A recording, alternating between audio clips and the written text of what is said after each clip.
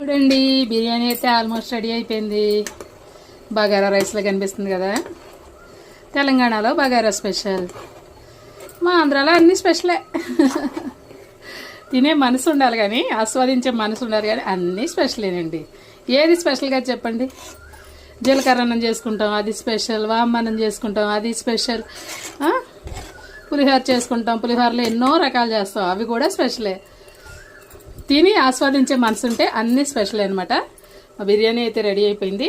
అలాగే chicken curry కూడా maximum చెప్పాను కదండి, రెండు ఇంచుమించు ఒకేసారి రెడీ అవుతాయి. నేను అలాగే ప్లాన్ చేసుకుంటానని చెప్పి చూద్దాం ఉండండి చికెన్ కర్రీ ఎలా ఉందో. అదిగోండి, చికెన్ కర్రీ కూడా ఆల్మోస్ట్ రెడీ అయిపోయింది. ఇంకా 2 మినిట్స్లో రెండు రెడీ అయిపోతాయి అనమాట. 5 మినిట్స్ మీడియం ఫ్లేమ్లో పెట్టేసి వదిలేస్తే రెండు సెట్ అయిపోతాయి. ఓకేనా? బాయ్. మరి మా సండే స్పెషల్ ఇదే.